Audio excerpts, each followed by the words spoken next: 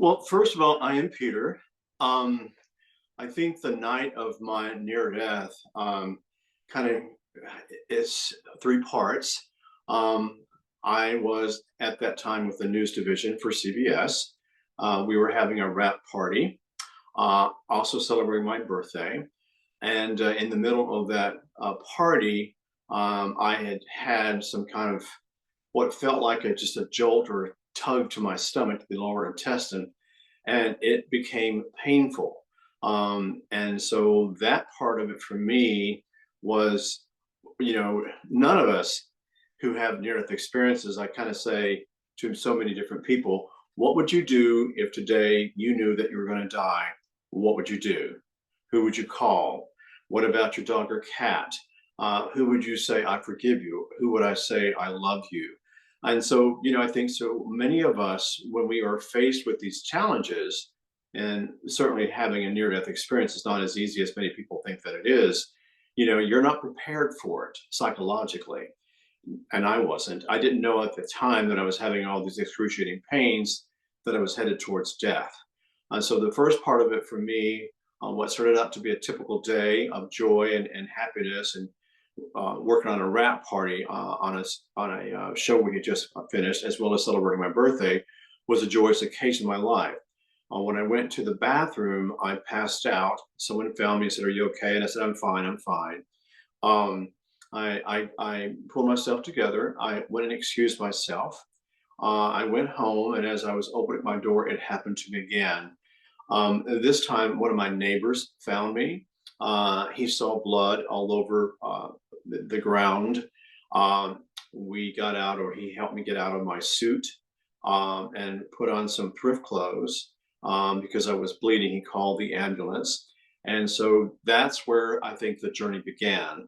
Um, I knew as soon as we were driving towards the hospital, something um, tragic was about to take place because I could see the panic in the paramedics' eyes. I could see the concern, and again the pain that I was feeling. I didn't know at the time that I was headed towards a perforated viscus, meaning the internal intestinal tracts will basically, uh, not to sound so gross, but it just kind of just punctures, and I would end up bleeding internally, not knowing that.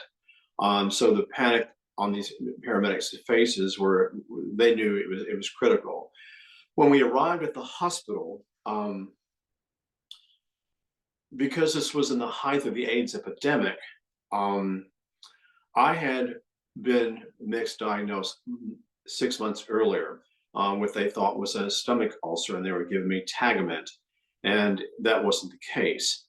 So by the time I got to the hospital, throughout the summer, I had dropped from 165 to 155 pounds to 145 to 135 to 120. I mean, it was a slow progress of just me dropping weight, meanwhile bleeding. And because this was taking place during the AIDS epidemic, I told no one. I didn't know if I had AIDS. I didn't, but the doctors assumed that I did when I arrived. Um, and at that time, working for the news division, and there was so much widespread panic about the AIDS virus, I kept it to myself, avoided the doctors, I have to take responsibility for that.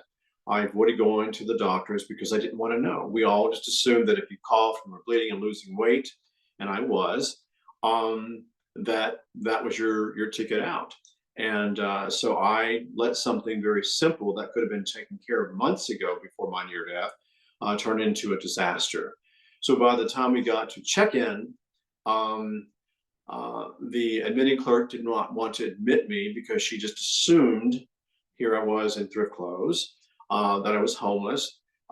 She saw, that I had lost so much weight, and I had been throughout the many months using makeup to camouflage my face and neck because I had these little brown spots on my face, and I also was stuffing my suit and clothes with Kleenex and newspaper because as I said, I had lost so much weight that again, I didn't want to be pointed out as this guy has AIDS, because at that time people were freaking out, and kind of like COVID and kind of like the Ebola back in 2009 and 2010, the medical community, as well as mankind just kind of did not want anything to do with you. You were basically, ostracized because of those diseases.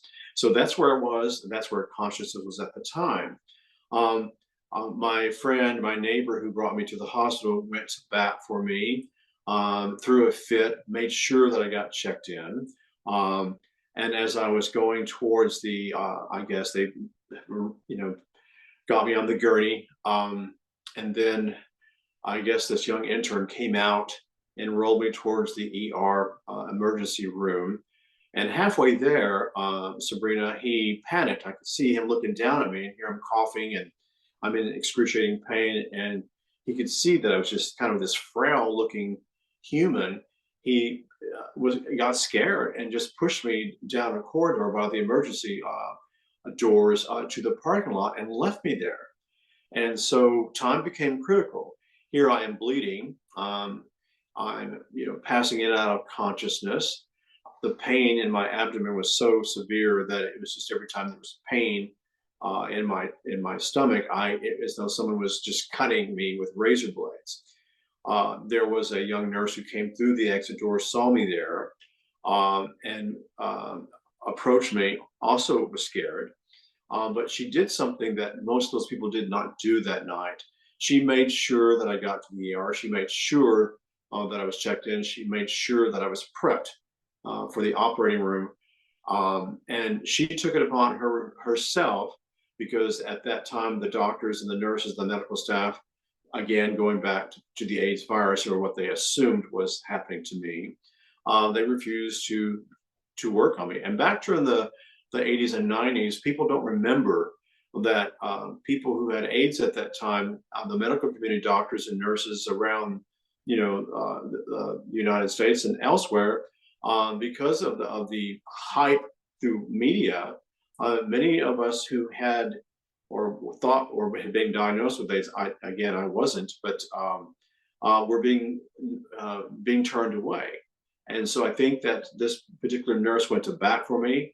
I remember, again, as I'm floating in out of consciousness, I could hear the anesthesiologist through the hallway saying, Sullivan, what have you done? You've exposed us to the AIDS virus.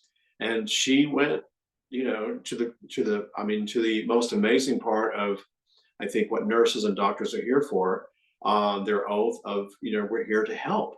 I think her commitment to be of service to me at that time as a patient, she made sure that I got prepped and put on the gurney and went out with me on it, and made sure that the doctors were going to operate on me. So that part of the journey for me, looking back at that, was very, very, very challenging. Again, when you've lost so much blood throughout the summer, I believe at that time I was weighing in at, I think, 100 pounds. And I was quite frail. And so for me, kind of going back, as I shared the story with you, it was one of those areas in my life that I was scared. I was frightened, because I knew that something very powerful was going to take place in my life, and I had no control of it. I'm not speaking ill of those nurses and doctors. We go back to COVID. Look what happened throughout the world. There were many brave doctors and nurses, paramedics, police officers who, stood up and helped. And this particular nurse did. So I don't look so much at, what they didn't do or could have done or should have done, because what turned out to be for me at the time, looking back, hindsight, obviously, but what turned out to be one of the worst parts of my entire life actually turned out to be one of the most miraculous points of my life. And so, again, hindsight, you look at any conflict that so many of us go through when you've had time to think and to process and to reevaluate, and you take a look at what happened then, there was a part of me that was scared, and there was another part of me that was, this is it. I knew inside that my time was ticking away. I knew as I was, on that gurney, and as Sullivan was in there talking to get me into the OR, I could see her arguing with some of the medical people, and she was she was she became a little soldier for me. She saved my life, uh, in many areas at that time. If it hadn't been for her, I probably would have died in that hallway. But they got me into the OR, and then here comes I think the part we call the point of no return, where once I got into the OR, the doctors knew. They looked at me and knew that the time was ticking away. I remember the anesthesiologist in the operating room. Um, I had lost so much weight throughout the summer that when they were trying to put IVs into my arms, because I'd lost so much, again, weight and blood throughout the summer, that my veins were collapsing every time they put the IVs in. So I remember he turned me on my side and he said to me, "This is going to hurt." Now, you're in the operating room. Um, you have all these doctors and nurses and anesthesiologists going into medical protocol. Um, I knew then, just by the look on their faces, that this was indeed a critical moment for them as well as me. Um, One of the things that began to occur as I was on my side, I could see a large clock in the corner. And as I'm looking at this clock, and again, you're kind of in and out of consciousness. Your mind is kind of following everything that's going on. You're looking at the doctors, you're looking at the nurses, you're looking at the cart. You're looking at the floor. You're observing all these different areas of the life. And again, it's just random. It's speed. It's fast. It's panicked. It's happening at such a fast speed that you're trying your very best in the state that you're in to comprehend. And so as I'm watching this clock above the operating room, this tunnel began to rotate and rotate and rotate. Now, at the time, I did not know what that was, but I could see this tunnel rotating, and then everything just went black. I remember it was like 5, 4, 3, 2, 1, darkness. I couldn't see me. I couldn't feel me. I didn't know what was going on. There was no sound. There was nothingness. In the silence, there was absolute nothingness. It was soundless. And then in a matter of moments, a sound came back. But what happened this time, and you've heard this, I'm sure, in all your different interviews, Peter Anthony, was looking down at Peter Anthony on the operating table, looking down at Peter and the nurses and the doctors and the anesthesiologists going into medical protocol. I could feel when they put the paddles on my chest, I could feel that, not the shock of the paddles, but I could feel my physical body jumping. Me up here in ethereal form, looking down at Peter Anthony in physical form, but I could feel connected from spirit form to physical form, and I could feel my body jumping. Everything around me, slow motion. Sound became acute. I remember I could hear, this is something very important, I could hear the doctor's thoughts, the nurse's thoughts, the panic. It was almost as though I could smell the fear. I could sense the panic. And again, it was like that heightened sense of awareness. But at the other end of it too, I'm again up here looking down at Peter Anthony. And this is really important. When you're up here looking down at your physical body, and you're up here in ethereal form, you're not questioning like what's going on. More than anything, as you watch what's going on, and you know at that moment that you're dying, and you see the presence of again, I call it the bullseye over here, spinning and rotating it, and I feel like I'm being lured into this tunnel. You don't, I think so often when people listen to these interviews, well, why didn't you tell them to stop, or why didn't you resist, or what was it where they ask you all these questions, um, that really don't make sense, because we come from a place of logic, black and white. When you're experiencing all this, whatever you want to call it, and imagine being robbed. You're in that panic state, and the people say, well, why didn't you do this? And why didn't you do that? And how come you did that? You know, you are experiencing the moment and dealing with the reality as best you know how.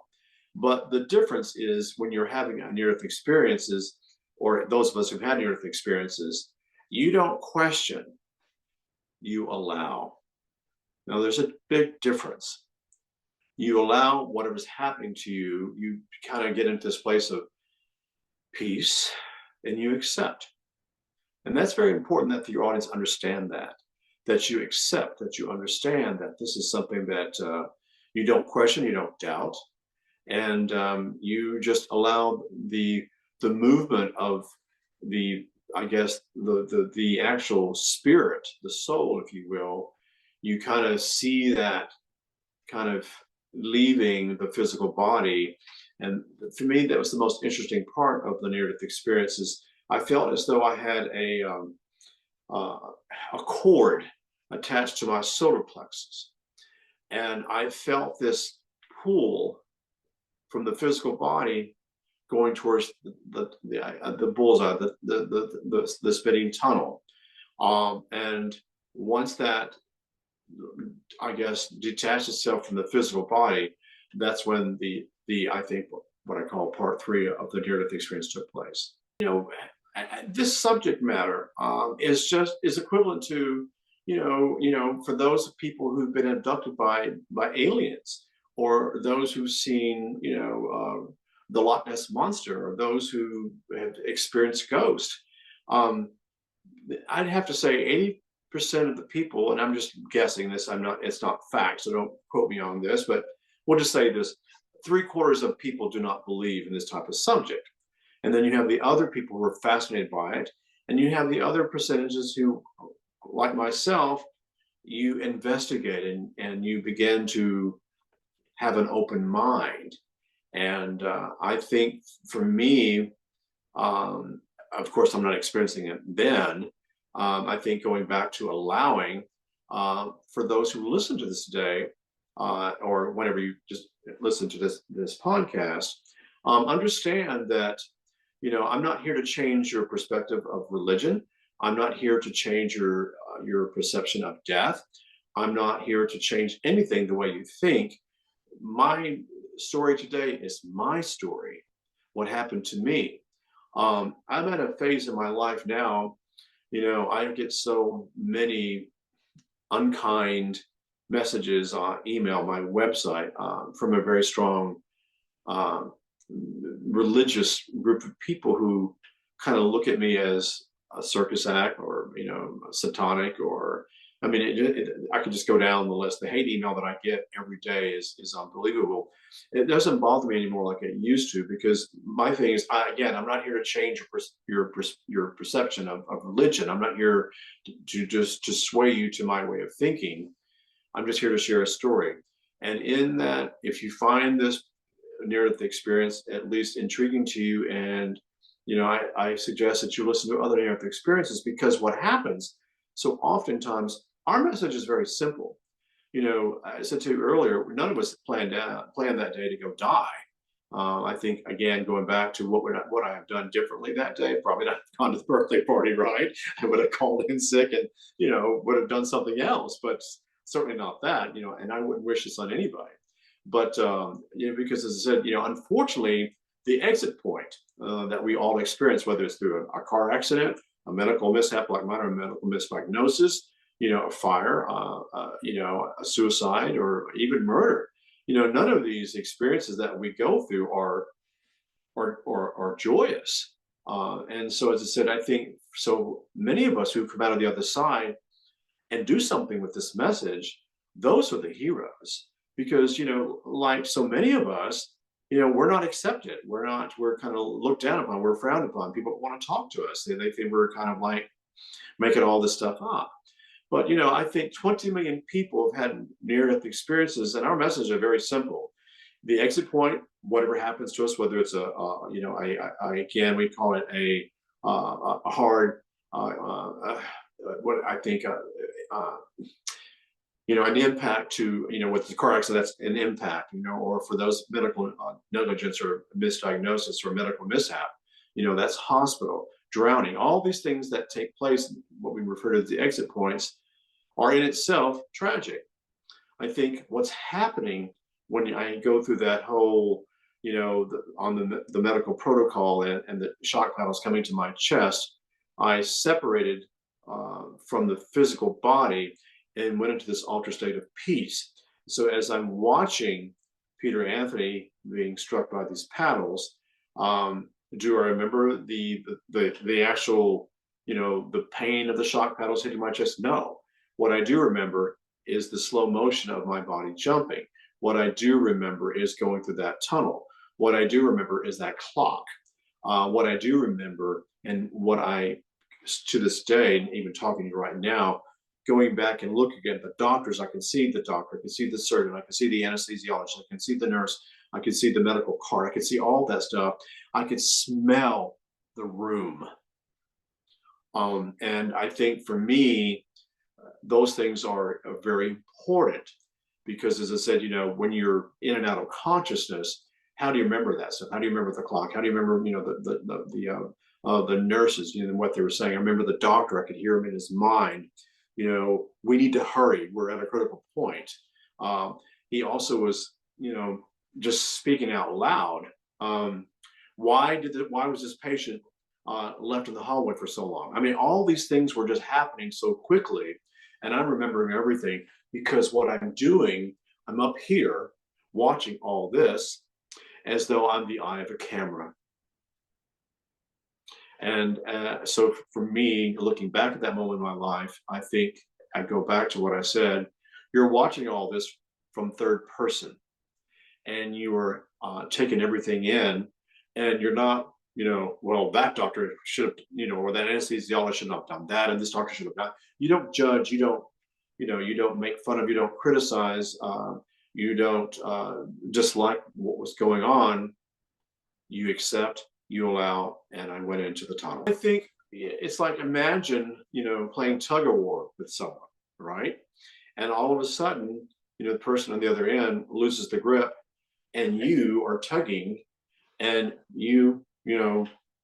basically the gravitational pull takes you to another place, right? The person holding on has lost the grip. You have grabbed, and you're pulling at such a strong grip that you lose your balance. Well, I think for me, I felt on some level that, I don't want to use the word losing my balance from the physical body, but there was a detached balance taking place in my life that was kind of luring me into this tunnel. Now, what happened during this time, and I talk about this in detail in my book, Keymaster, but you begin to see, like so many of us, our past family members, those people that that we love, those people that, and it's interesting too, when we see those people that we love, those people who had influence on us in our lives from the time that we're small until the time that we're, obviously at that time I'm checking out, and you begin to see those people. I saw my my parents. I saw my sister who had passed on. I saw somebody I went to high school with who was my sweetheart. That there she was. I saw my third grade teacher, Mrs. Bellamy, and all these people were greeting me at this spinning tunnel. There was no, "Hey, Peter, what are you doing?" There was none of that. It's all here, mental. Call it whatever you will.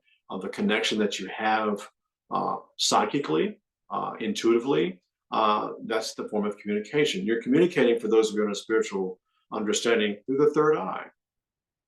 So as I'm experiencing this, I'm able to,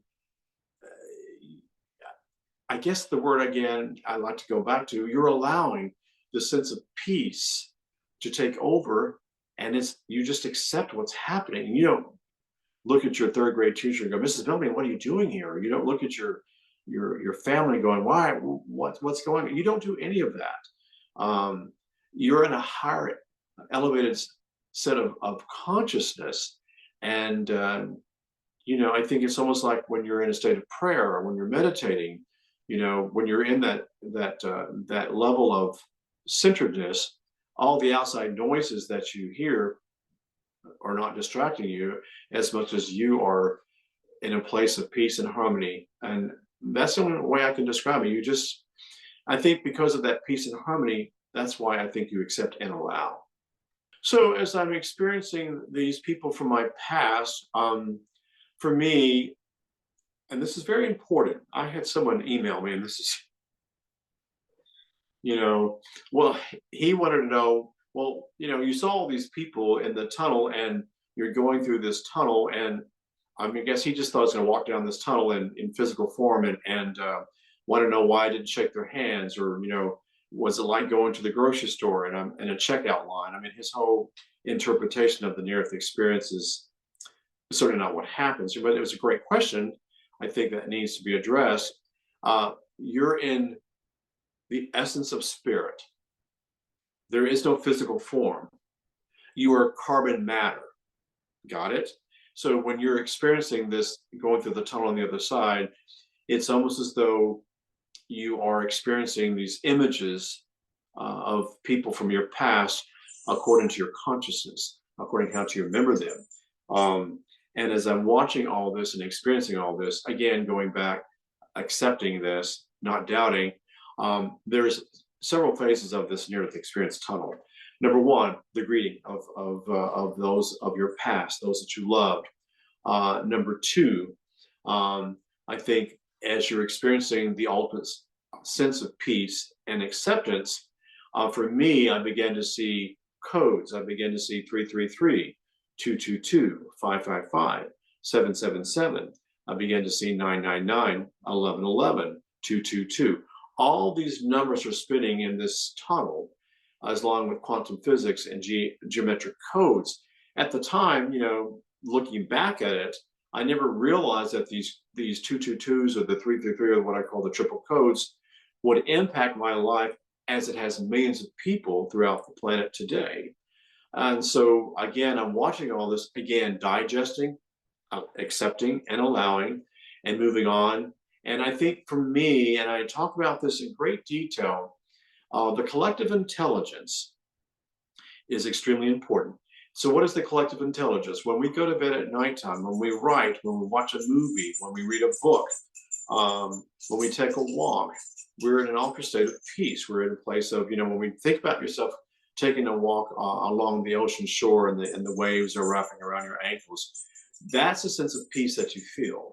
When you're reading a book and let's say it's raining outside and you have the fireplace, burning, you're in a state of peace. We'll multiply that 10 times 10 times 10. That's what you're feeling. And so as you're experiencing this and you see the people from your past and you begin to digest and download collective intelligence. Now, the first thing I want to say to my listening audience is there is no sense of judgment. We have been taught, there is black, there is white, there is Christian, there is Muslim, there's gay, there's straight, there's this polarity consciousness that takes place. That's not what's happening on the other side. You're in the essence of spirit. Your soul is spinning through this tunnel. Again, kindness, love, compassion, all these things are kind of a part of your consciousness. And so there is no judgment. There is no black versus gay. There is no gay versus straight. There is no, Muslim versus Christian versus atheist. None of that. What you're experiencing on the other side is the essence of love. That's it. The essence of love. There is no college degree in heaven. There is no, prime minister in heaven. There is no poor in heaven. There is your spirit. There is your soul. And what did you do on the planet to do good? That's what's really experiencing. And as you're going through this experience, you're seeing different aspects of your life. Oftentimes we call it the life review, where I go back to what I said earlier. There is no judgment. So when I went into the phase of my life review, that in itself, I think, is magical. That in itself, for all of us who've had these life reviews, who've had near-death experiences, is the ultimate change when we come back. Because again, there's no judgment. But what happens when you experience your life review? It's 0 to 60. And what I mean from 0 to 60, it's like a TV commercial, like a Diet Pepsi or a Coca-Cola commercial, or we call it the slice of life. It's fast, fast, fast, fast, fast, fast. You introduce the main character, which of course is you. You see the person drinking the Coke. You see people gathering around on the merry-go-round, happy, happy, happy, happy. Your life review is all these moments that make up you, that make up your life. From the time I was born, I saw myself being born in a hospital, to the time I clinically died on November the 11th, 11:11 p.m. in operating room 11. You see all those moments, is what I refer to as the matrix. You see all those points of your life unfolding before you, and you see moments in your life where you didn't shine. You see moments in your life where, wow, you did amazing things. Again, there's no judgment. But what you do, interesting enough, when there is a moment in your life where I say that you don't shine, for me, I look down and in this spirit form, you could have done better, Peter. You could have done better. And so your soul is awakened, your spirit is awakened to wanting to do good. You want to applaud yourself for those great things you did, and you want to look at yourself and going, again, I could have done better. You don't judge it. You don't beat yourself up. You don't, I should have done that, could have done that, would have done that. You don't do any of that. It's almost as though you have an amazing teacher who wants you to do something that wasn't as that didn't show you to be the best example of who you were or who you are. And so you don't judge yourself, and obviously the person that's your teacher is not judging you. And I say teacher as though we'll get into that in a moment here, but you just kind of go, I just could have done better. And I think so oftentimes when we're by ourselves and we have these moments when we didn't shine the day, maybe we're rude to the cashier agent or the waiter, or we're in a hurry to get on the subway and we push someone aside. Those are moments I think are critical for us to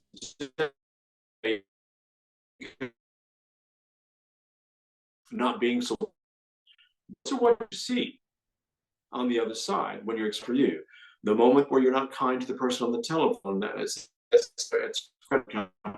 just being the balance, or let's say there's a chat that's not your charge and they're not dismissing that charge and you get angry. You see all those moments, and you see that you are not the homeless person. The moment when you can take the time to help an older person who had fallen down. You see all those moments in your life, and those pings again. And we know when we shove past that person in the subway and we grab a seat, and it's an old lady or an old man, but we're in a hurry. We want what we want when we want it. Those little pings that you see on the other side, reminders to take the time to be kind, always, because that stuff will come back and play before you. And if you're lucky enough to come back, like so many of us have, who've had near-death experiences, you come back with this need to be a better person. And so that to me is, as you're experiencing all this, again, I go 0 to 60 every moment. I saw myself playing in a park. I saw myself playing baseball. I saw myself as a child. I had a lot of medical problems as a child with asthma. I saw all these moments, and again, at growing up and feeling ostracized by so many different people who didn't understand me, because I was shy and introverted, and I stuttered. So, you see all those moments, but again, those are your moments. And while you're looking down at those moments of your life review, you are so many times understanding, why you did what you did. Let's say you're getting the subway in a hurry. Well, what you see is the event before that. Maybe someone got in your way and there was a robbery and were late and you just walked past that, or a car got in front of you and you're in a hurry and all you're thinking about is me, me, me, me, me. And then by the time you get to the subway, you just need to sit down and get yourself together. All you're thinking about is me, me, me. So we're so tuned into me, myself, and I that we're not really seeing the person around us. Our awareness to our lack of kindness is guided by that moment prior to us. So again, when I say no judgment, you see the whole picture. You're not just seeing, you being rude to the person in the subway. You're seeing the entire event of what led you to that moment. And so I always say, for those who are having that moment, when you're in that subway, or you're in that car, you're talking on the telephone, take a deep breath and just let it go. And so for me, that was a great lesson for me to see that, to see those moments of where you didn't shine here, Peter. And again, when I came back, I'm a lot more aware of when I'm on the telephone with someone, when I'm in a hurry, when someone is screaming at me, let's say at the gym, who wants to work out and he's claiming that's his spot. You don't let those little things bother you anymore because it doesn't really matter. And so as trivial as that may sound, um, those things are basically the things that get us off path. So we accept that, we do that, we become rude, we get into ourselves, we become very narcissistic, we get into all these elements of what we shouldn't be, and we just accept it, and then we go into a place of fear, and then we go into a place of anxiety, and then we go into a place of, what I call that committee that meets in our mind when we're just constantly in a battle of fear and logic and black and white and judgment and all that stuff. You learn when you're on the other side that the best place to be is a place of peace, because when you're at peace, that's when your life unfolds. And so, as I said, so looking at the life review for me was a matter of looking at these moments in my life and where did I show kindness that day? How did I help that person? Where was I charitable that day? And for me, those are the things that are important. And we're in today's way of thinking, that's what matters more than anything is our education, our money. Am I in a relationship? Am I not in a relationship? What's wrong with me? We're always comparing and judging ourselves more than we should. When we get in that moment of angst, when we get in that moment of ego, that's where it happens first. The moment of ego, whether it's a lack of ego or the overabundance of our ego, I see oftentimes there's a time when you need to make a choice. Does this really matter? How is this going to benefit me?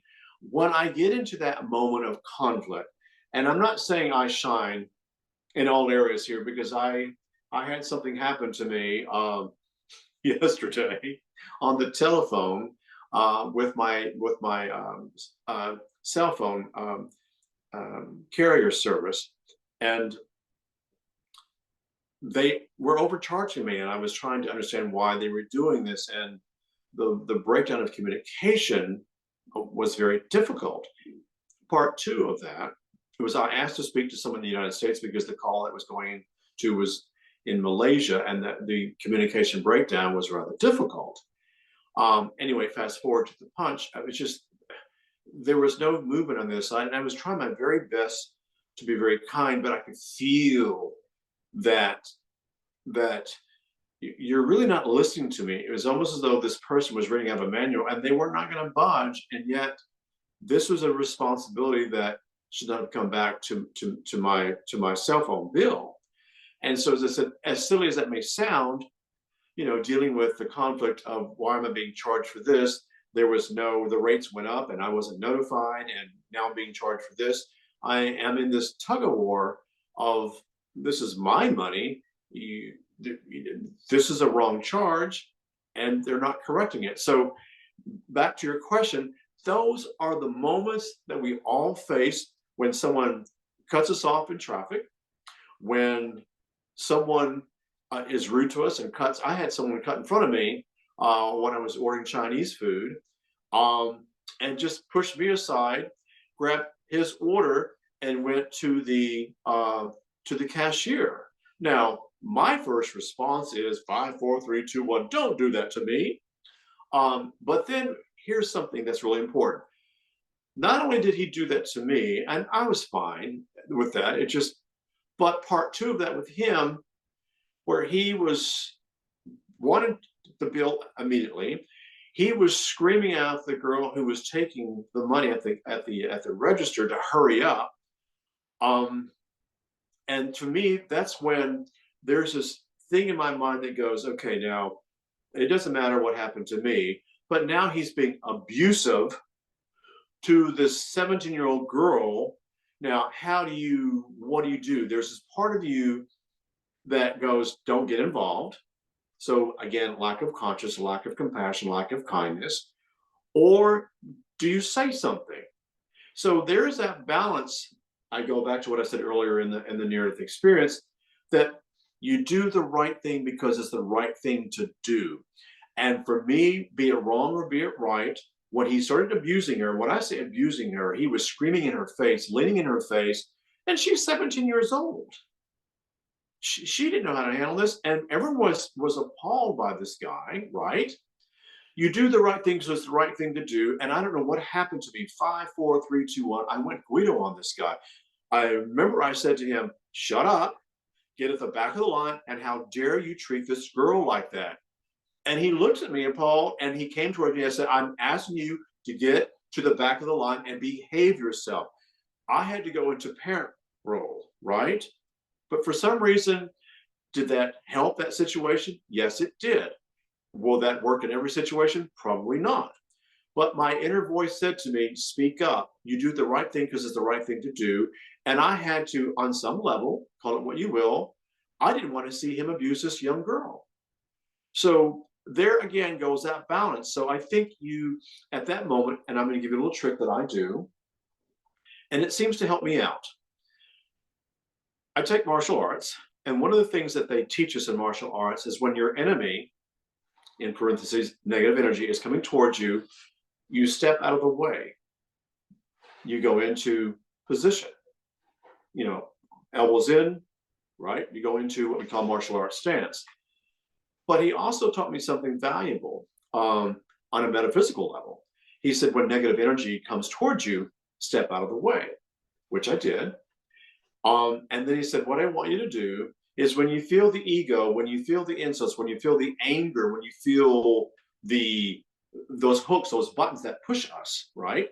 When you feel that happening, take your right hand and go to your heart and tap your heart 3 times. By doing so, the negative energy that you're experiencing in this particular situation is taking place. And what you're doing, you're taking the right hand, the consciousness, the right brain consciousness, the kindness and the love and all that. We call this creative consciousness. And what you're doing is you're tapping your heart chakra to go into a place of peace. And when you're at peace, you think clearly. When you're in anger or when you're in angst or when you're in fear, you don't think clearly. So I've learned that when I'm going into this place of conflict, I tap my heart 3 times. Now, does it work all the time? No, but I'd say 9 times out of 10 it does. But what it's doing is reminding me to think clearly, to get into a place of peace and kindness. But also going back to this particular guy who's abusing this woman, I had to stand up. Now this guy towered over me. I'm like 5'8" and I'm 160. He had to be at least 6'4" and probably 210 easily. But I wasn't going to let him do that to that woman. Now I'm going to go back to something that's really important. All around the planet, for me, it's a topic that's very important. Women are being abused all around this planet. For me, that's a trigger. That's a hook. And I will not stand by whether it's a child, whether it's a woman, whether it's a dog, whether it's a cat, whether it's our planet. That's something I learned on the other side. When I got a chance to see what we as humans were doing to our planet, what we were doing to the animal kingdom, what we were doing to women, what we were doing to children, what war was doing to us as a collective consciousness. Those things are my trigger points. And those are the things that I feel I need to stand up for. I need to speak out. I need to be a better human, because I will not stand by to watch something or someone or something be abused. So as I said, I have to learn to navigate that correctly. A long-winded answer, but I hope that helps someone. Does that make sense to you? Does it back to life review? And I'm going to say something that I think this is why it's such an important conversation that we're bringing up. When I was on the other side and I've had my life review, then I got a chance to see a progression of my life. And in that progression, I got a chance to see where our governments all around the world were going, where the pharmaceutical companies were going, where our judiciary systems were going, where our wars were going around the planet. In other words, I got a chance to zero in through the eye of a camera and watch our pharmaceutical companies cure diseases by, but yet at the same time creating 3 other medications that created kidney failure or some other negative aspect to the physical body. So in other words, cure 1 disease, create 3 more diseases with this medication. Got it? So I got a chance to see the balance of the planet of what was good and what was not good. I also got a chance to zoom in on, we as a collective consciousness, we're putting people in power, voting them into power, who were the very same people who were taking our power away. It goes back to choice. It goes back to what we're doing to our planet. It goes back to choice. It goes back to that choice of the Chinese food restaurant. Do I stand up and just go, well, you got to be a good person and he's going to abuse her? Or do I stand up? We're given a choice every day. And I think that choice for me is for me when I looked down at the planet on my other side and saw us, burning our forests and polluting the oceans and putting people in power that were taking our power away. It's not that I became an activist. It's that I just became a person that zoomed in on the difference between we're given a choice on this planet to do something good. We're nothing more than tenants on this planet. We're only here for a short period of time. And so my passion, my love of this planet, my love of human/kind,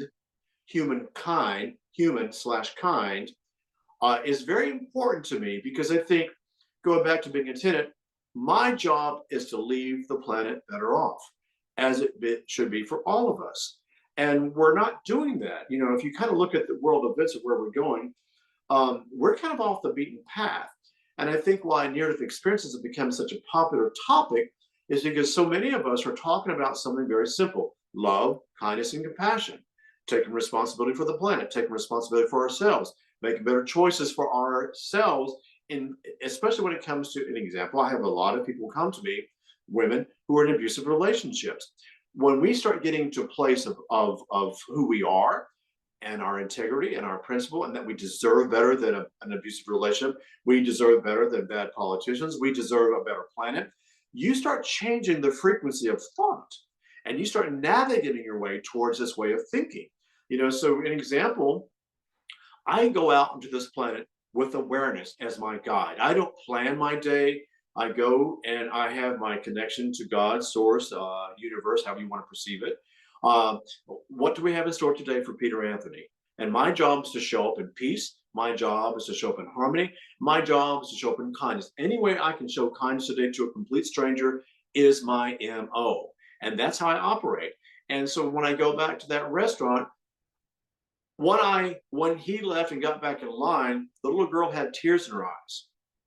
And all she said to me, and you could see it, was this: thank you. Now, I don't know her background. I don't know that she had experienced this before. She was shivering. She was trembling. And no one at this restaurant, was doing anything. So I'm looking around the room, looking at this guy who is the opponent, and you have to, tap that heart and go, what do you want me to do? And then I just let the spirit guide me. I had to basically, it's not that I was angry, I was firm. There's a difference. Did I go into rage? No. Did I go into my firm resolution? Absolutely. And it's not that I wanted to thank you from her, but that's a hook for me. It's a hook for me because I saw on the other side what men were doing to women all around the world. I saw what mankind was doing to the planet. I saw what man was doing to the dogs and cats. I saw, and I say man of mankind, what we were doing to the animal kingdom. And there was a part of me on the other side. This is not what God intended. This is not what the universe intended. We came here as humankind. We are humans and we're here to be kind. We have to merge that consciousness together and go out on the planet. There is a divided consciousness, Sabrina, right now. And if you kind of look at where we are politically, religiously, our judiciary systems, where we are on a military set of consciousness, or level of consciousness, excuse me, um, it's kind of bleak. But you and me and other people around this world, we are making a difference. We have to make a difference, and we should make a difference. And so, an example: someone today listens to our podcast, and your perception of and how you feel it to be, and my perception of how I feel it to be. Um, if one person who listens to this gets it and really resonates with the message that we're hearing today, with our conversation go back and forth, you and I have done our job. We have shifted consciousness for the better, one person at a time. So as I said, so when I start my day, okay, let's go see what God source universe has in store for me today. Well, for some reason, it was the right time for me to be setting a line for that young girl. And so therefore, when she thanked me, when I got my Chinese food and went out to the car and got in, I said, thank you, God, for allowing me to speak up. And thank you for not letting me go into a place of rage. And thank you for this moment. Bless the conflict, because when you bless the conflict, you bring resolution. And when you bring resolution, you shift consciousness. When you shift consciousness, the planet becomes a better place. One person can make a difference. Is that person you? And that's where you have to go with and decide, can I make a difference today? And despite what we see on the outside world with the negativity and the war and in Ukraine and Gaza, and certainly our political landscape here, and all around the planet, can one person make a difference? Absolutely. Absolutely. I so believe that in my heart. And that's why I say when I go out and I start my day, I have a basic method of operation. I call it my MO: provide the people, the places, and the situations.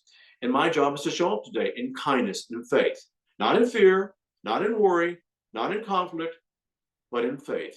And that's how I show up. Now, I do that every day with a gratitude walk. I do that with a gratitude bike ride. What you don't know is that when I came back from my near-death experience, and why this is so important to me, due to the medical complications and that I had a perforated viscus and all the medications they were giving me were having adverse reactions to my physical body, I went blind. I lost my sight. Due to all the medical complications, I lost movement of my legs. So I couldn't walk.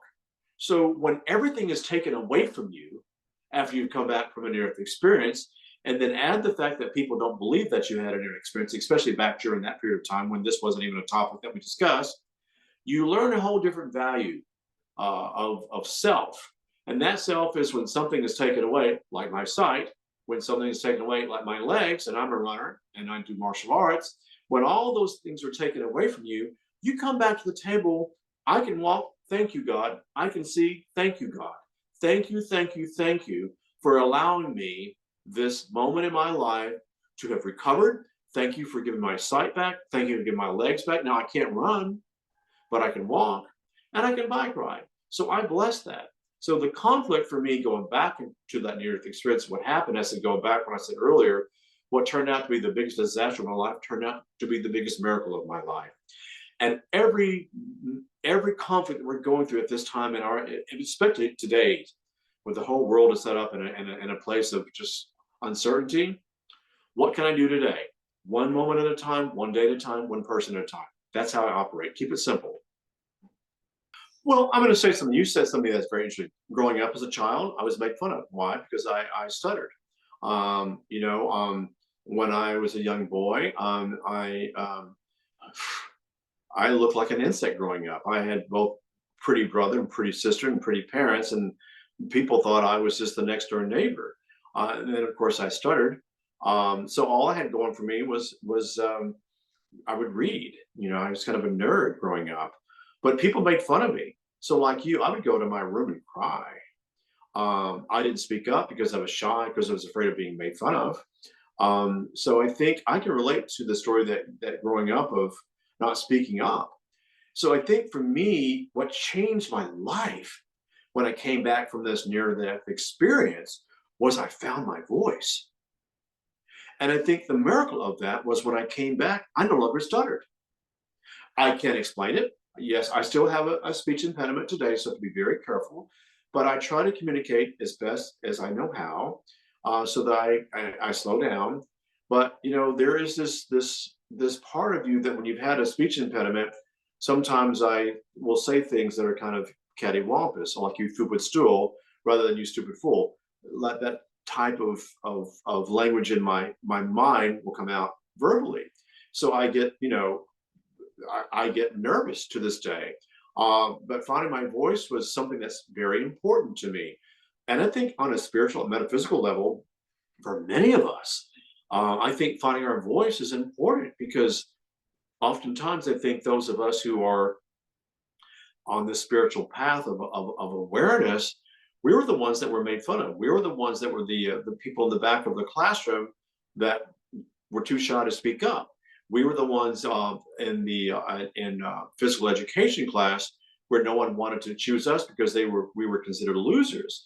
You know, we were the people in drama class or band that no one wanted any part of. You know, they just, as I said, we go back to that thing of judgment. We were being so much judged in our younger years, and we are, I think, our worst critics. I was very guilty of judging myself. When I saw myself on the other side, I saw more inner dialogue against Peter than the other people that were speaking against me. And I go back to that restaurant or that Chinese food restaurant. It wasn't what he said to me. I didn't care. He got in line, fine, go ahead. I didn't want to deal with that.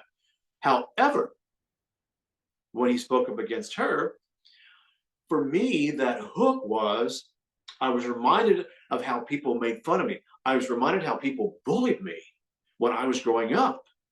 And you never forget those things. You never forget how people make you feel. And here she is. She could have been 16 for all I know, 15. I don't know. I'm going to say 15, 16, 17. But she didn't have the tools, the mindset to take care of herself. She was a shy little girl.